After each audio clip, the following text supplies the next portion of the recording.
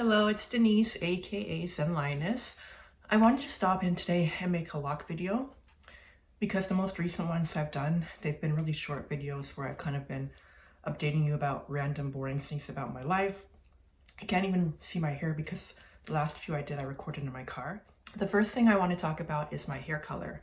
So most of my adult life I loved jet black hair, and I would color my hair jet black, almost blue black, because I thought it looked really healthy and I just loved the way it looked. It was more, I don't want to say edgy, because for people of color to have black hair, it doesn't look that edgy.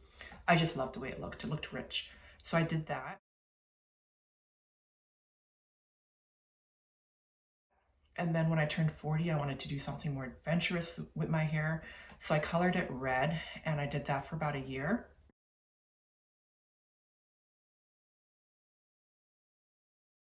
The color of red I actually did was like red violet, so it's more of a burgundy color, and I liked it a lot. Like, I noticed I got more attention and it just added some vibrancy. It was fun, but red does fade really fast, so I was dyeing my hair pretty often, and whenever I wouldn't dye it to touch it up, because I did bleach my hair underneath, it would just show the orangey bleached color.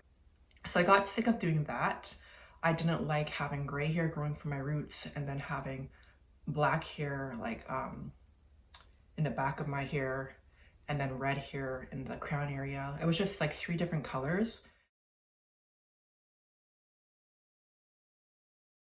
and it wasn't working for me. I didn't want to color my hair all black because I'd outgrown that. I thought it was boring.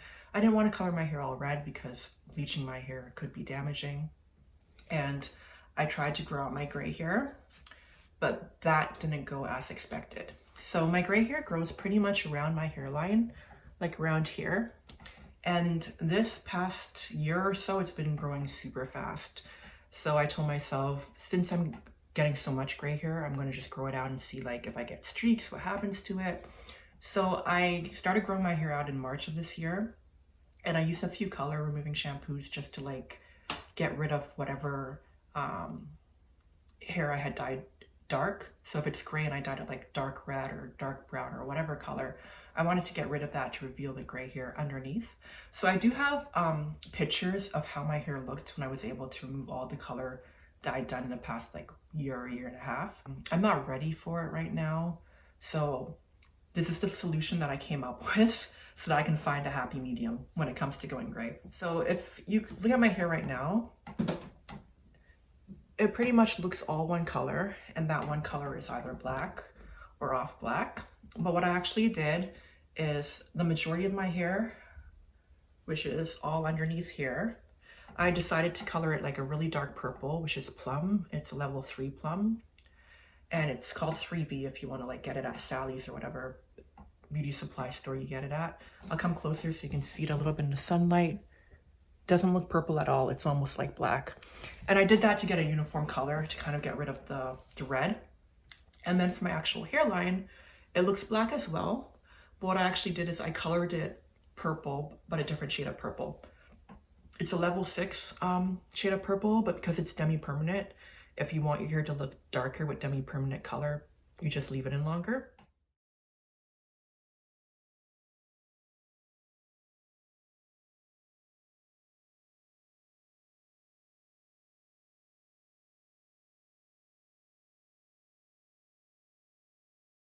But once I decide that I am ready to go gray again, it's going to be really easy to get rid of the purple hair color, and I won't have to worry about stripping my hair or growing it out. It's like going gray secretly, basically.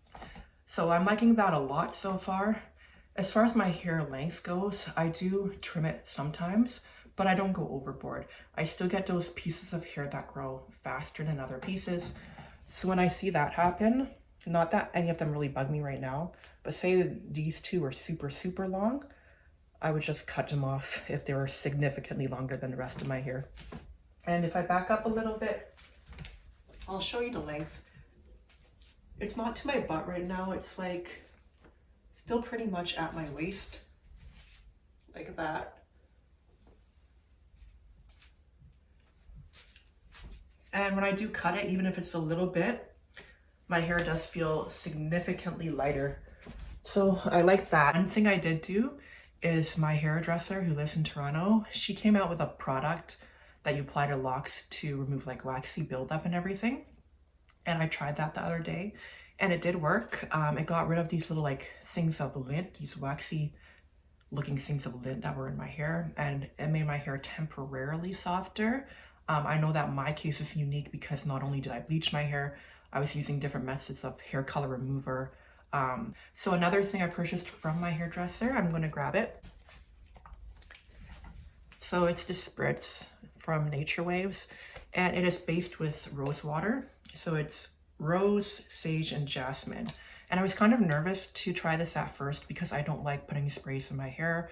I don't like when my hair feels oily. I don't like when the oil gets on my forehead and causes like breakouts. So I'm the type of person that hardly puts anything in my hair. I just oil my scalp sometimes and I give myself like a scalp massage. So I was afraid to use this. It sat on my table for 2 weeks. When I finally decided to use it, I realized it's not oily at all. And the smell of it, it's not even that strong when it comes out. Like you smell it at first and it smells like rose water, but then the smell kind of disappears, and you're just left with like soft hair that doesn't have a residue on it. So she does sell this online, but she just started to, so I'm not sure how the shipping situation goes and how far she's able to ship. But it is called Nature Waves if you want to look up her website, because both the products, the Loc decongestion and the mist is on there. Another thing with the Loc decongestion, I'm trying to figure out what I wanted to say. Oh, how it works. It's like you just put it on your hair like conditioner and you leave it in your hair for like hours if you want to. I leave it in for 2 hours, and then when you go to wash it out of your hair, you use a clarifying shampoo to get rid of it. It's shea butter based, and it seems to me the oils in the shea butter help to kind of like cling to the waxy bits in your hair, and it all washes out together. And she mentioned that you add baking soda in it, fresh baking soda, to like make the process even more clarifying. So I like that a lot. Again, with Locs, you use up like a ton of product in your hair. So I was only able to do it once. I had the container that was like that big. I wanted to get 2 uses out of it, but I can only do one because I wanted to do the entire length of my hair, not just sections. So that's it as far as my hair goes. I don't know if I'm going to grow my hair any longer than it is now, because I don't have a problem with it. It's not that heavy. I mean, sometimes I look at pictures of women that have their hair like bra strap length around here, and I think it looks like so much, I don't want to say professional, it just looks nice. Like it looks low maintenance and professional at the same time. Like, not saying that long hair is unprofessional, but it's just like it's a little much sometimes. Basically, that's all I'm going to say. It's a little much. Like, I can insert a picture my daughter took of me where I'm just walking down the street, and because my hair is almost all one length right now, like it literally just looks like just a mass of hair.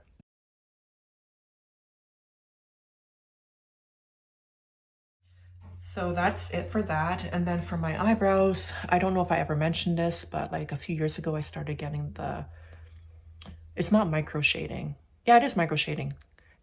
I want to say it's not micro needling, it's micro shading. So it's more like a little more dramatic than the micro needling, but they're just tattoos that last for up to 3 years.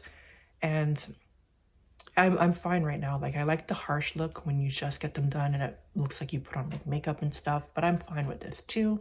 Once it starts to fade more, I'll go do it again.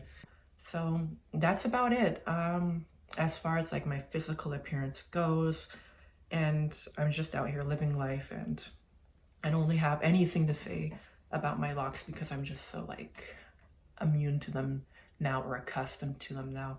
The only other thing is I try to keep my hair covered so that I don't get as much lint, and this is something I'm really happy about, so I'm just going to show you quickly. So like when things are mass produced, or like because of the whole online boom, how it's like easy to find almost anything on Amazon or AliExpress or Shein or whatever, these like really big satin caps that people used to sell by themselves or make by themselves handmade and then sell for like $30-$40. You can get these on Amazon. I bought one for my daughter for $10, a pink one. I got this one for $10 at a local beauty supply store, and it's reversible. And it does take a while to get over my hair, but it does cover all my hair, which is great. And it's just like a good thing because whenever I want to look for certain lock products, like I have a ponytail holder that stretches so my hair can go in a ponytail really easily. I have a brush that's, I think it's meant for nails, but